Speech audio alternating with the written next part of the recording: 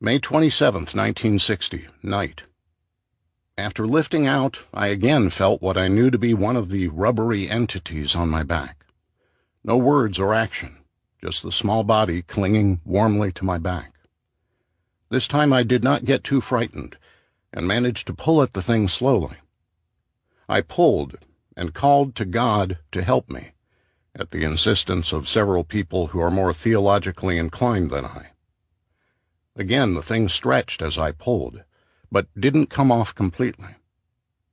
I remembered the visualized thought of fire, and that it hadn't seemed much use but had helped a little. This time I tried thinking of electricity. I visualized 2 pieces of highly charged wire. I mentally stuck them into the side of that part of the entity that I had pulled off. Immediately the mass deflated, went limp, and seemed to die. As it did, a bat-like thing squeaked past my head and went out the window. I felt that I had won. I felt deep relief and went back down into the physical, reintegrated, and sat up, physically. August 25th, 1960, night. It happened again this trip. Just as I was getting underway, several things attached themselves to various parts of my body, non-physical. I say things because it was in total darkness, and I wouldn't or couldn't see. They seemed almost like small fish, about 8 or 10 inches long, and they attached themselves like the parasitic sucker fish in the ocean. I pulled them off and pushed them away as best I could, but they or others came back immediately. They weren't vicious, just troublesome. Finally, I went back in the physical to get rid of them. November 3rd, 1961, night. I've discovered something new about the suckers. There's almost a layer of them. Sometimes you pass through it, but most of the time you don't, or you move through so fast it is not noticed. This time I stopped right in the middle of the layer as the fish came clustering around, attracted by me. Instead of reacting as before, I simply waited, completely immobile. After a few moments, they detached themselves and moved away. Then there was nothing, just blackness. I started to move, and back they came.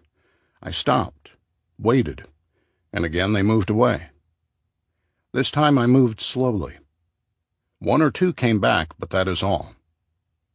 I then went upward and on to the other places. It was as if I were bait in an ocean of fish. In examining the Explorer sessions in consensus, certain elements repeat themselves.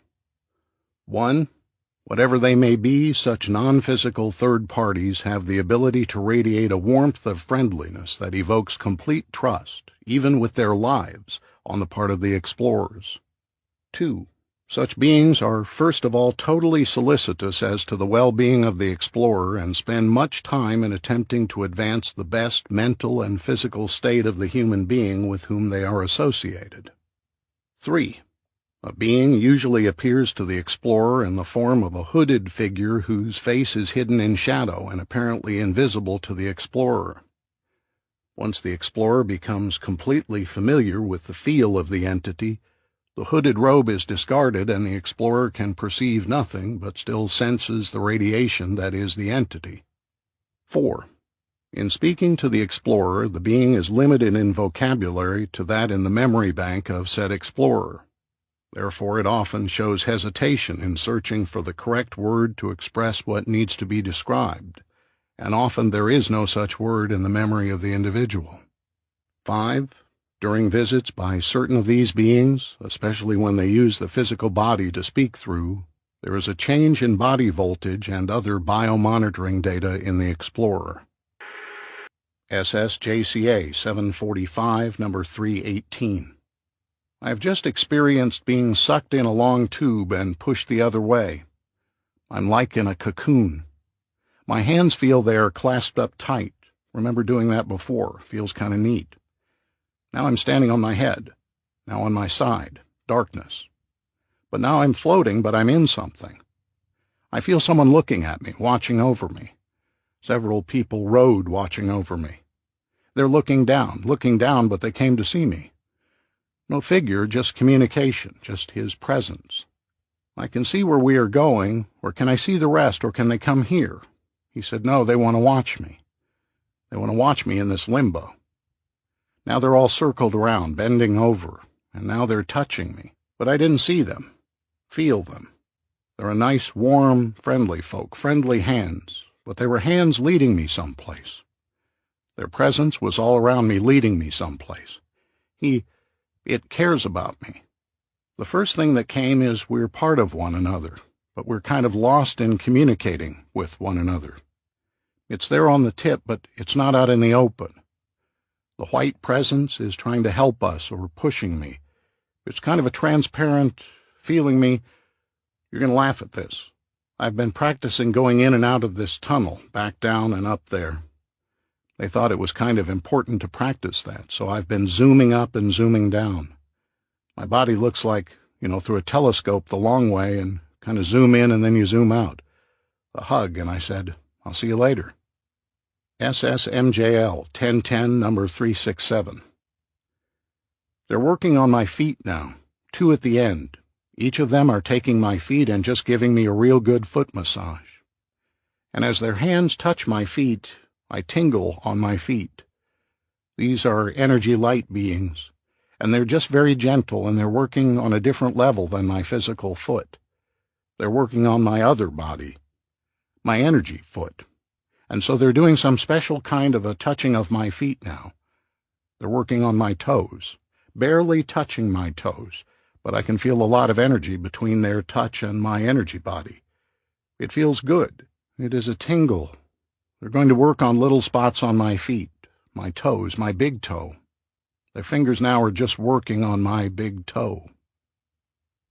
If one cuts through the purely subjective reporting, even with this small sample, much becomes apparent. Notice how easily any potential anxieties or fears are overcome by simply a pattern of radiation emanating from strangers. If you were feeling your way along in an environment new to you, would you accept so eagerly the appearance of an unknown being?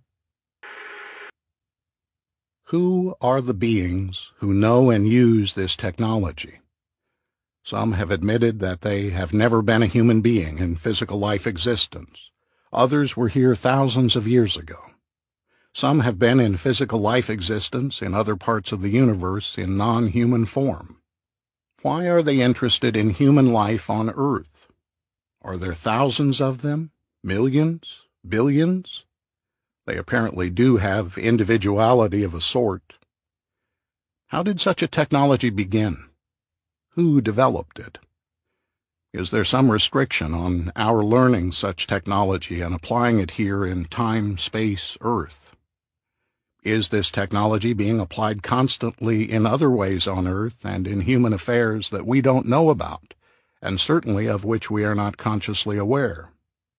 We do seem to have one answer. In all of our contacts and communication, the application of this technology seems totally benevolent. There also seem to be rules and restrictions in regard to its use. For this, we are humbly grateful. To contemplate any other possibility could lead to mental disaster. I don't think we could do anything about it, whatever our stance. Here I am consulting with a being or beings whose penetration into human life activity has been interpreted to be God, gods, angels, the devil. It was not our intent. Certain adjustments had to be made.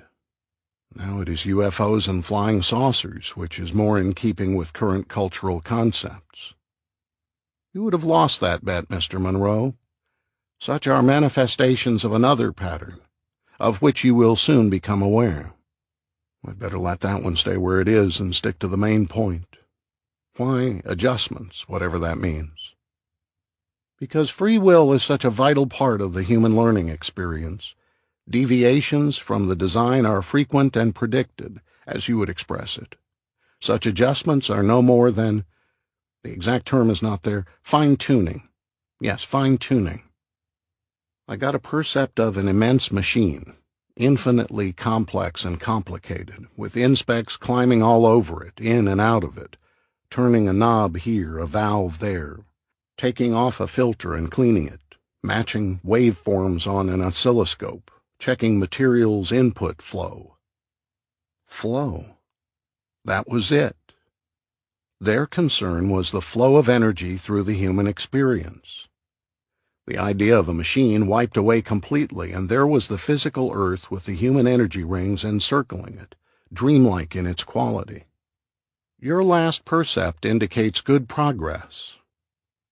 But if they created the process in the first place, they should have been aware that it would need maintenance, modification. We did not create time-space as you know it, nor the physical earth, nor the human process, nor the energy flow itself. That is not our department, as you put it. Our concern is the output and the quality of such. To this end, we adjust the internal flow as needed. I would have to let that one pass by, too. Try to keep from any deviation. You will learn the basic or original design. The greatest of virtues, patience. Then a new question came immediately to mind, which had much to do with my own physical experience in the here. I asked the inspec if I could be shown one non-physical, non-human intelligence which I could talk with easily. Somewhat to my surprise, my friend offered to lead me to one, and we set off through the darkness. In what seemed only a moment, we flashed into a space filled with stars. Just below us was what I recognized as our moon, and in the near distance was the huge blue and white marbleized globe, the Earth. I looked around. Where was this super non-human intelligence? Reading the question, the inspec told me to look behind and above. I was astonished. Just 20 feet above me, and stretching for what seemed to be miles, was a huge, circular, saucer-shaped object, a typical flying saucer, as so often described, but 1,000 times larger. Much too big to credit, but as I had that thought, it shrank instantly to some 200 feet in diameter. Then a door in the bottom slid open, and a figure, a man, a very human-looking man, emerged and walked, across to where I floated. As he approached, I recognized him. Short, round, and chubby, dressed with a sort of shabby gentility and wearing a gray top hat, his nose red and bulbous, his mouth a leering grin. He was an exact replica of the star of so many comic movies I'd enjoyed in the physical when I was young, W.C. Fields. This replica, projection, hologram, whatever it was, spoke like Fields as well, with the same intonations and repetitions. He invited me aboard and showed me into what appeared as a large, domed room with pictures on its walls of every comedian I had ever heard of, and many more of whom I hadn't, together with thousands of scribbled jokes and cartoons. He described all this as his cargo. I framed the question in my mind. Cargo? What do you mean, cargo? And, I continued, you can drop the impersonation. I can take you exactly as you are. You really mean it, don't you? But I'll keep it if you don't mind. It helps me to think like a human. Or would you prefer someone else, Groucho Marx, perhaps? No, stay as you are. Tell me, what are you doing hanging around Earth? My boy, I'm an exporter.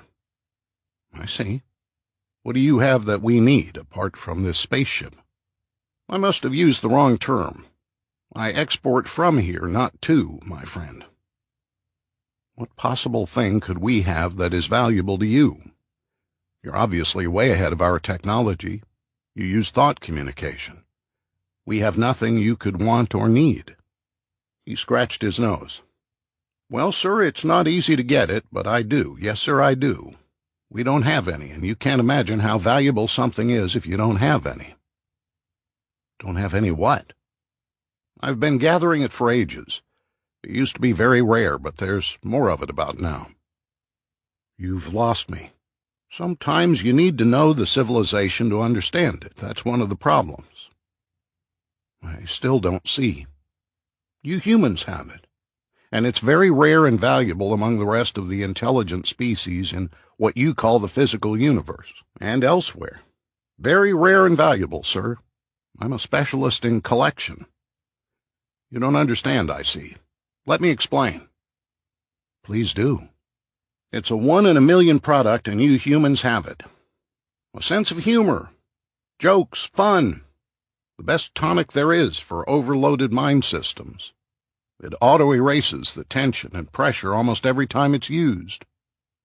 So you cruise around among us looking for the newest and latest. Exactly. You humans catch sight of our collection units every now and then and get the wrong idea. You even make UFO jokes about us. All we want to do is look and listen, nothing else. Apart from the odd practical joke, just to keep in training. And now, if you'll excuse me, sir, I must be on my way. Suddenly I found myself outside the spaceship, which was rapidly diminishing into the far distance. I homed in on my inspec friend, who was waiting for me in the deep darkness. Now I knew that at least humans have one unique quality. You manage that well, but there is another matter that occupies your mind. You have a hidden desire that you are trying to express. Yes, there is one that I would like to visit. You know what I mean. The most mature and evolved human in physical Earth living in your time reference? That is so. Can it be done? Yes, but the result may not be what you expect. I wish to try all the same. I shall lead you. I followed the dwindling curl of light through the darkness for I don't know how long. Suddenly I was in a room, a normal sort of room, sparsely furnished with a few chairs and easy chairs and a table. 2 large windows allowed in rays of sunlight. Outside there appeared to be a stand of tall trees. It could be anywhere on Earth. At a desk on one side of the room sat a person. I couldn't tell whether it was male or female. The face and body structure could be either. The face was almost unlined, the hair light brown and down just around the ears. The age somewhere between 30 and 50 as far as I could tell. The clothing was simple, a white shirt and dark slacks. But it was the radiation that stunned me. It was like standing in bright spring sunlight that was filled with every human emotion that ever existed. It was almost overwhelming, and yet familiar. It was equally balanced. One moment it was male, then I was sure it was female. A true equal. A he-she. He-she. The radiation closed off. He-she, there had to be a name, looked up. The eyes were bottomless. I could detect no expression or emission. The control was perfect, yet I could not understand the reason for the restraint. The lips didn't move, but I heard. I was expecting this now. There was a warm chuckle in what I understood. He-she.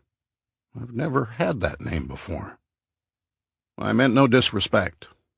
I didn't know what to call you. One name is as good as another. Now, do you really believe I can be of help to you? I always hoped that you could. In what way?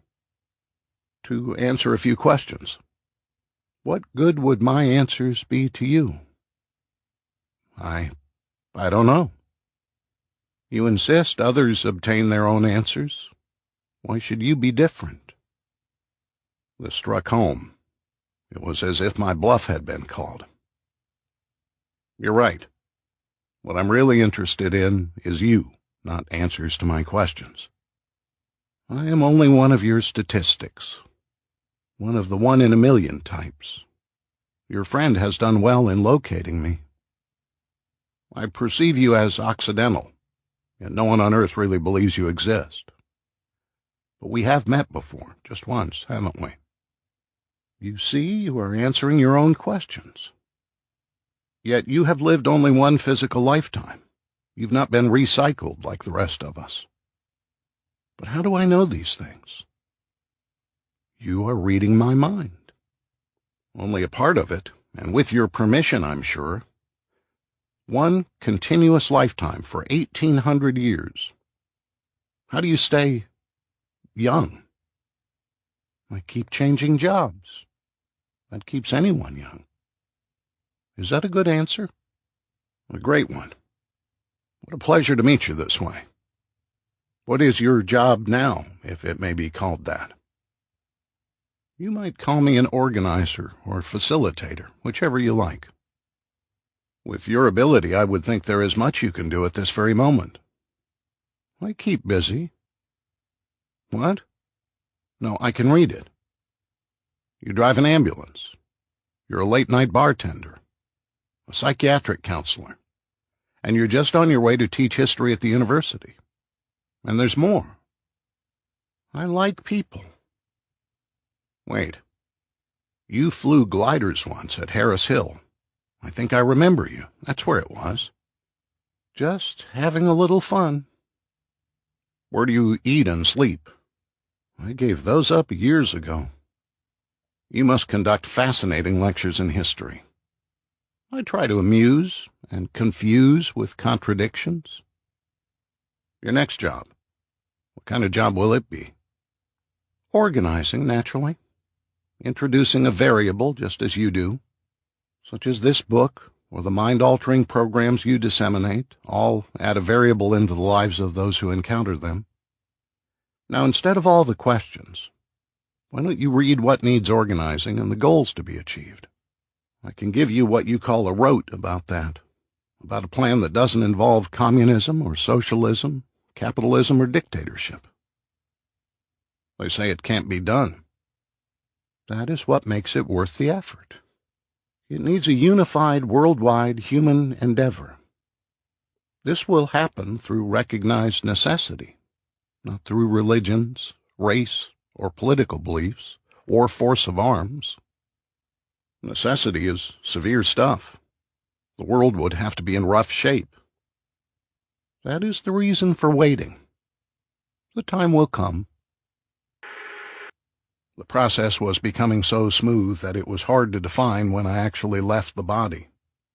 It was more the fading out of one state of being and into another, similar to falling asleep and staying conscious while doing so. I was still hesitant to use the quick switch method for short hops. It would be like taking a Concorde to fly from Newark to Kennedy. In the deeper gray area, another signal was waiting. It seemed too easy. Perhaps I wondered I was reading it wrong.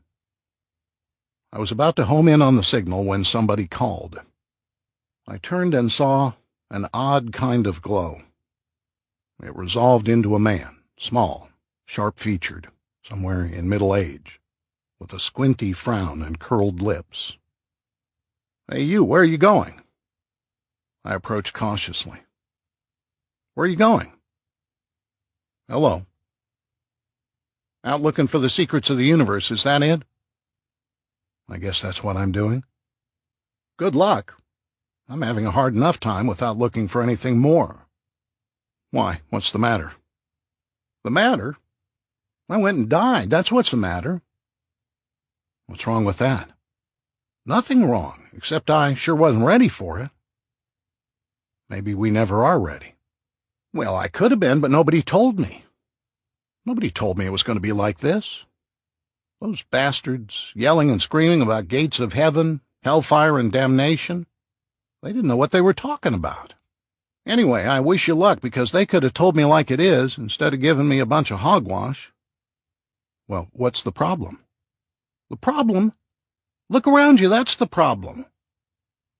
"Well, there's nothing there that I can see, just the usual deep blackness." "That's what I mean, nothing. Absolutely nothing. Hey, you know you're the first person I've met? Nothing but nothing. And then you come along." "I'm sorry you're disappointed." "You like me, huh?" "Like you? What do you mean?"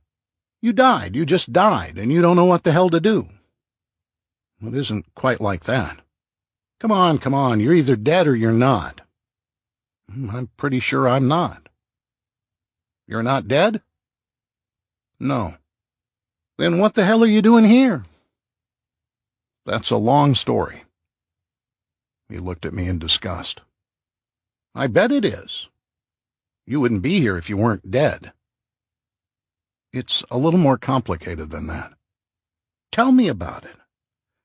Hey, I know. Somebody sent you. No, no one sent me. I was just passing by. Tell me, how did you happen to die? They made me do it, that's how.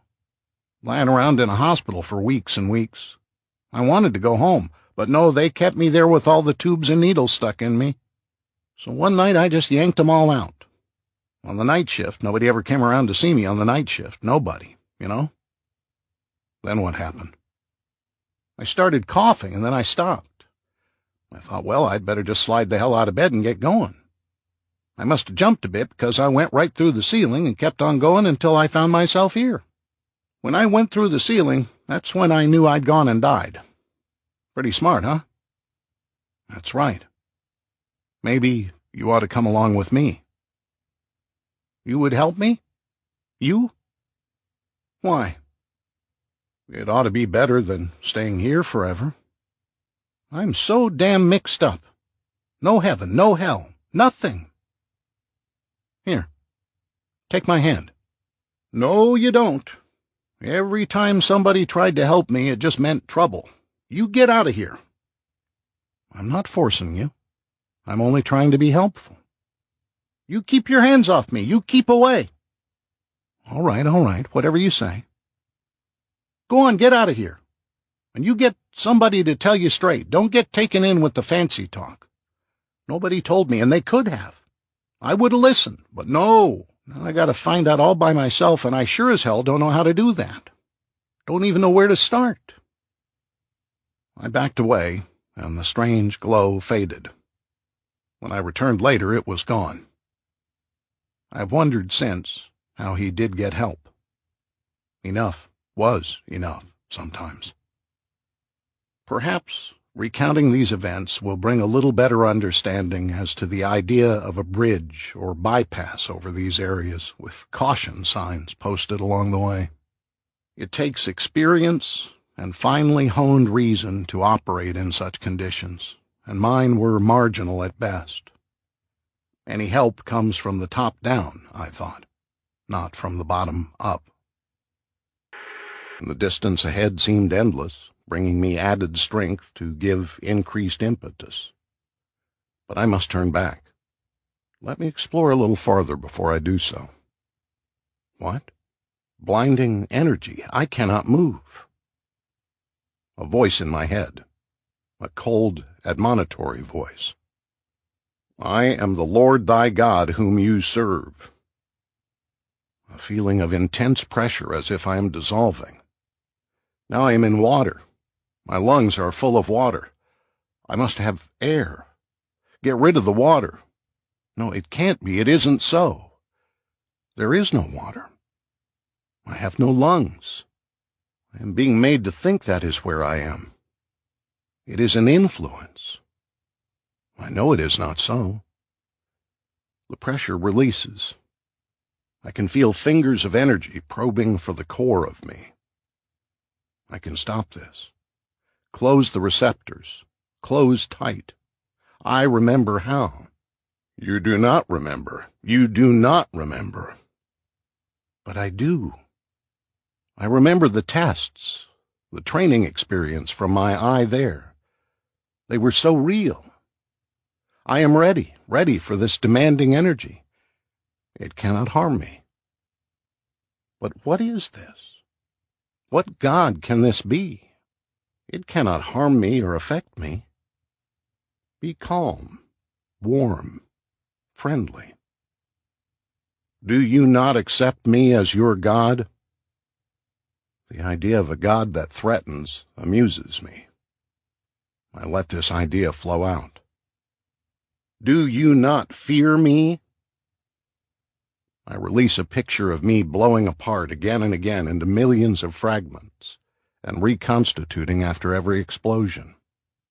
You are damned. You are no more than wasted energy of me, who is your Lord. The energy fades to a tiny point and vanishes. How many more like this may I encounter? A waste of my effort.